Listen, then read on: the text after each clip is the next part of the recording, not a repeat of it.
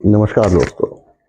दोस्तों, आज हम बात करते हैं वास्तु के एक बहुत मुख्य बिंदु के बारे में, जिसे कहते हैं ब्रह्म स्थान। किसी भी जगह का, फैक्ट्री का, घर का, शॉप का जो सेंटर पॉइंट होता है उसे हम ब्रह्म स्थान कहते हैं। ब्रह्म स्थान हम किसी भी जनरली निकलवाने के लिए हमें किसी ड्राफ्टमैन से सलाह ले लेनी चाहिए। ऑटोकैड से भी हम इसको निकलवा सकते हैं, लेकिन वास्तु करने के लिए ब्रह्म स्थान से अधिक इम्पोर्टेंट कोई भी नहीं चीज़ नहीं। सबसे इम्पोर्टेंट जगह है किसी भी स्थान का, किसी भी जगह का, किसी भी फैक्ट्री का, क्योंकि एनर्जी का फ्लो हमेशा ब्रह्म स्थान से ही स्टार्ट होता है।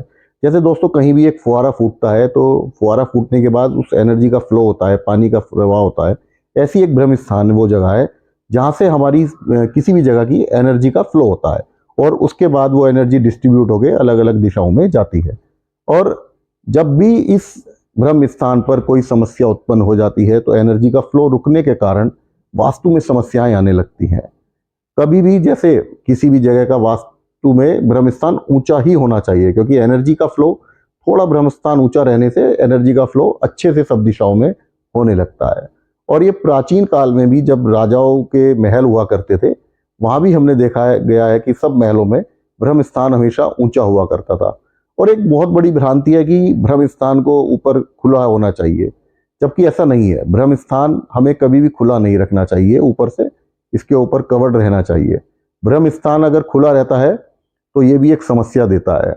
जनरली प्राचीन काल में भी हम सब जितने भी राजा के महल हैं या उस अगर वास्तु करेंगे, वहाँ पे सब जगह ऐसा पाया गया है कि ब्रह्म स्थान हर जगह कंप्लीटली कवर्ड होता था दोस्तों। और ब्रह्म स्थान के ऊपर हमें कभी भी कोई भारी चीज़ या कोई दीवार या कोई ऐसी चीज़ें नहीं रखनी चाहिए।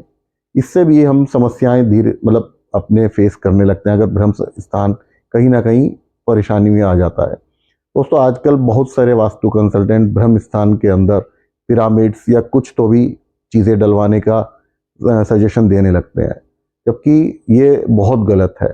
ब्रह्म स्थान में कभी भी पिरामिड हो या कोई भी वास्तु के अनुसार कोई भी रेमेडी नहीं करनी चाहिए, अन्यथा ये हमें 8-10 साल के बाद कुछ ना कुछ बुरे रिजल्ट दे देती है। तो दोस्तों, मैं तो यही कहता हूँ कि ब्रह्म स्थान को हमेशा बिल्कुल साफ, स्वच्छ, थोड़ा ऊंचा रखना चाहिए, और इसे हमें क्लटर फ्री रखना चाहिए, और इस पर कोई दीवार या फिर कोई भारी वस्तु को बिल्कुल भी प्लेस नहीं करना चाहिए, क्योंकि हमारी सारे घर की और जगह की एनर्जी का फ्लो इस वास्तु के मुख्य पॉइंट, सेंटर पॉइंट ब्रह्म स्थान से ही होता है। धन्यवाद।